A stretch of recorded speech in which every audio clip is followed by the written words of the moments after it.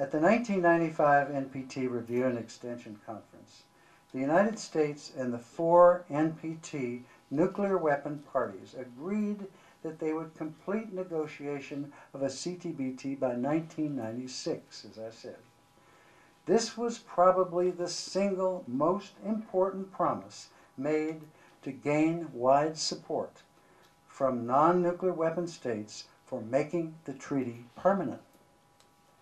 As in 1970, for many nations, carrying out this promise was a test of the sincerity of the United States and the other NPT nuclear weapon states with respect to their NPT obligation to negotiate in good faith to halt the nuclear arms race, as well as to reduce and eventually eliminate their nuclear weapons.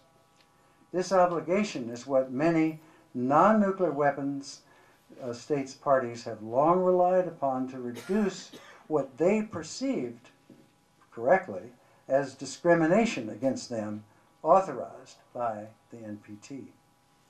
A CTBT is overwhelmingly in the security interests of the United States. It is verifiable, and the reliability and effectiveness of the U.S. nuclear stockpile in no way would be diminished under a CTBT. The United States currently has a significant advantage over Russia and China, and indeed the rest of the world, in terms of the sophistication of its nuclear arsenal and the depth of knowledge related to nuclear weapon technology possessed by its nuclear scientists. This advantage was developed by the conduct of well over 1,000 nuclear explosive tests, greater than the combined total of nuclear tests conducted by the rest of the world, and translates into a United States nuclear deterrent of unmatched effectiveness.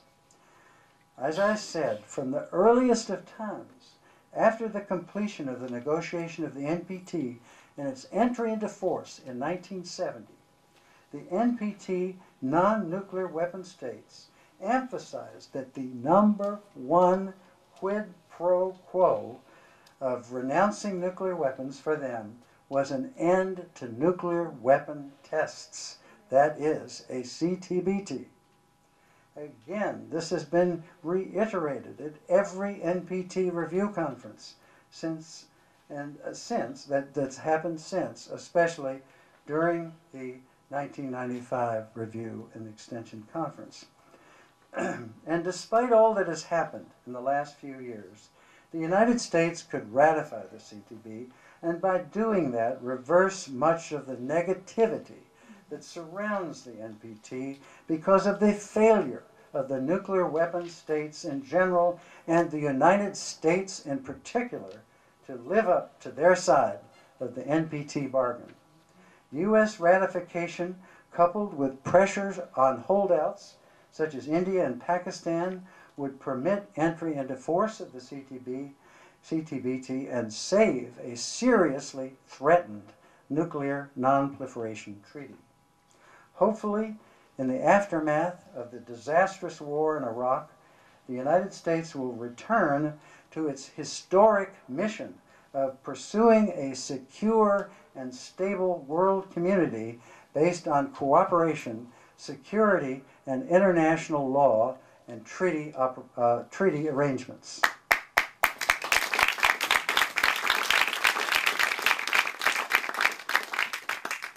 Many commentators in the United States have urged that it do so, including some years ago, General Wesley Clark, Supreme NATO commander during the conflict in Kosovo.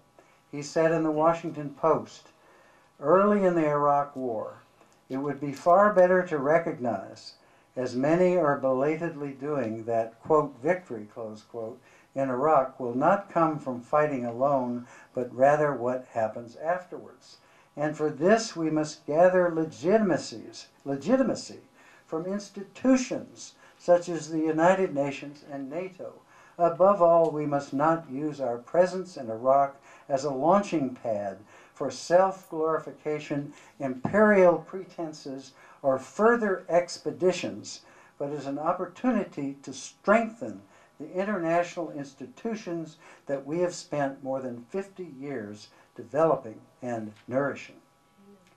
And there are 2 times in the 4-year cycle of the American presidency when the United States is most likely to change policies to respond to the political exigencies of the moment.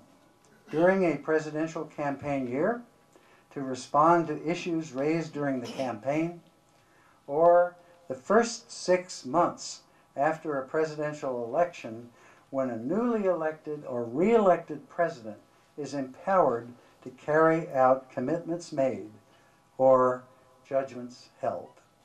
Senator Obama has stated that he will support CTBT ratification.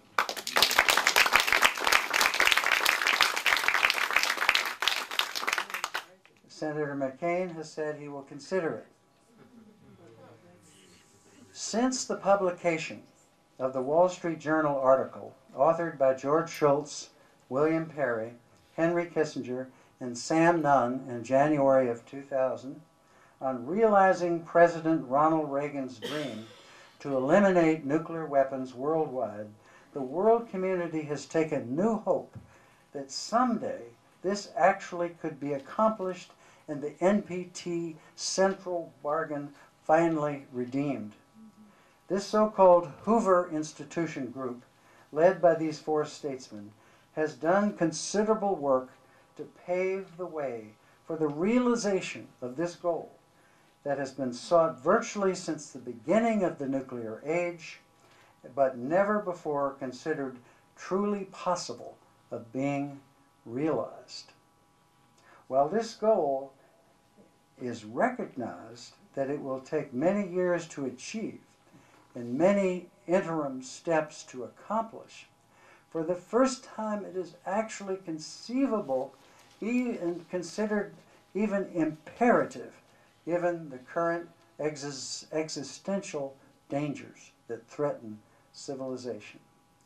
But if there is to be any hope of actually realizing this goal of worldwide elimination of nuclear weapons, crucial for world security in the long run, it is essential that the NPT regime not only survive, but flourish and act as a real bar against the further proliferation of nuclear weapons.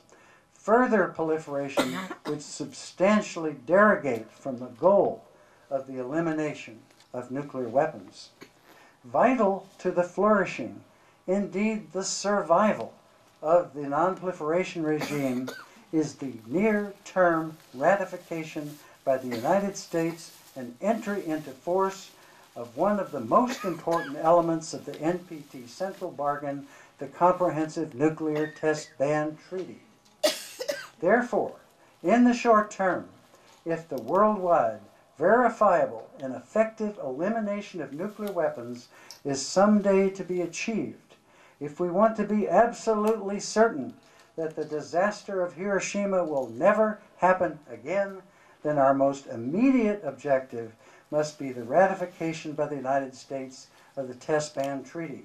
This is something that we can achieve and that we must achieve, so let's all work together to make it happen.